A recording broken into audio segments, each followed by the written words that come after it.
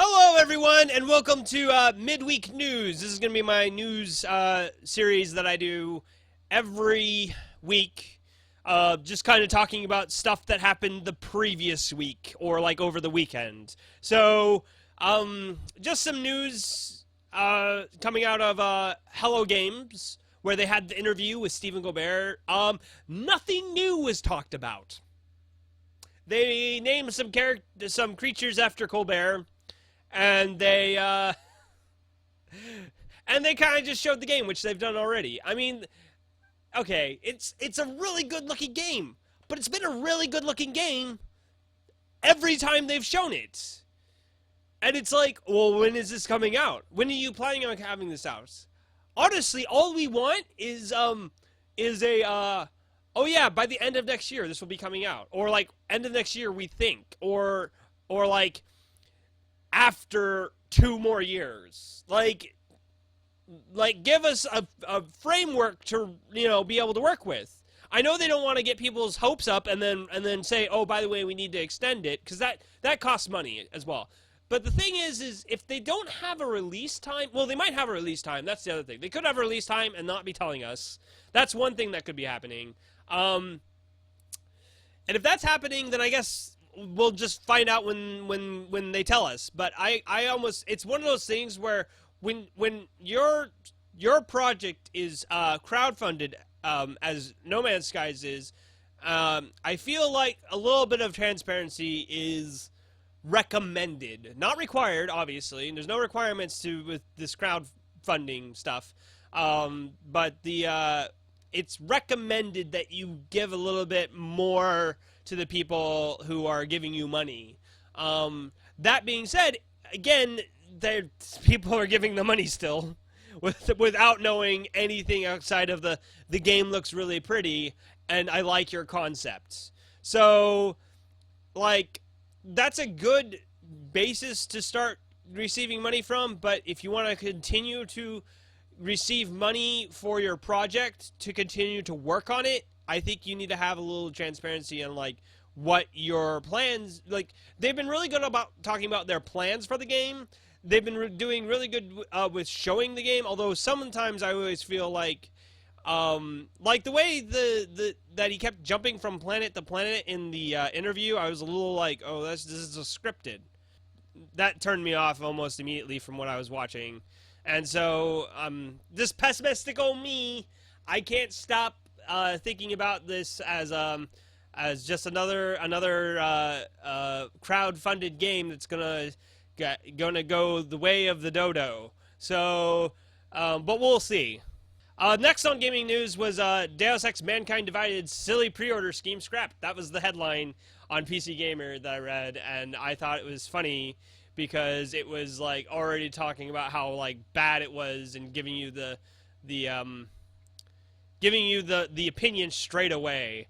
I really didn't like it, but I don't think it was like so bad, like, oh my gosh, what are they doing? This is outrageous. Don't they know? I think this was just the next step.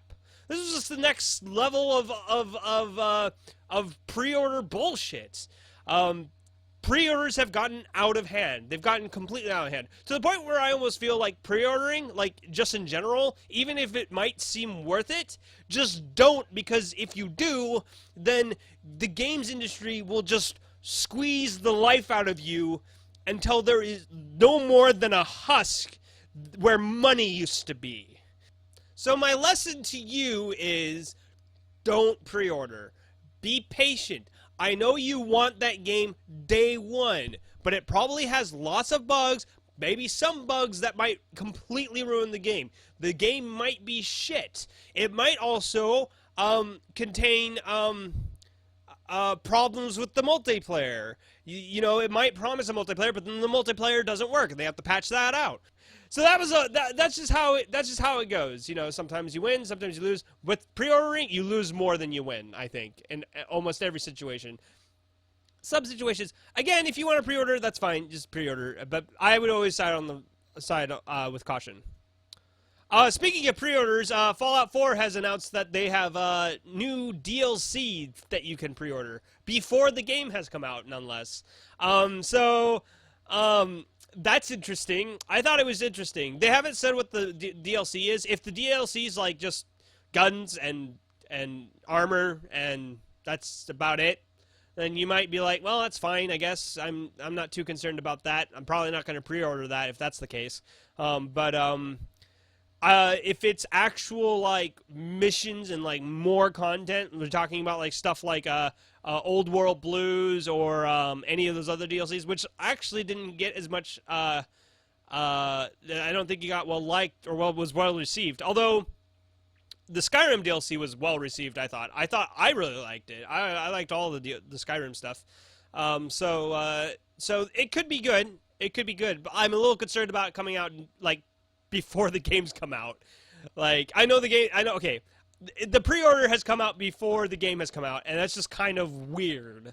Again, it's just kind of the natural state of pre-orders, I guess, in the video game culture, where pre-orders are the thing, even though it's just some kind of archaic device used when people had to buy physical copies of games. But you know, if you want to keep on pre-ordering, I guess that's on you. I always recommend not.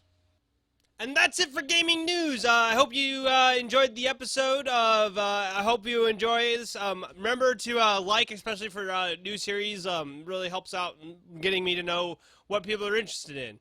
And so, if you're really interested in watching more of me doing midweek news, just throw a like, throw a comment for any ideas or maybe some thoughts that you had while watching the video. So I really hope you enjoyed it, and I'll see you all next time.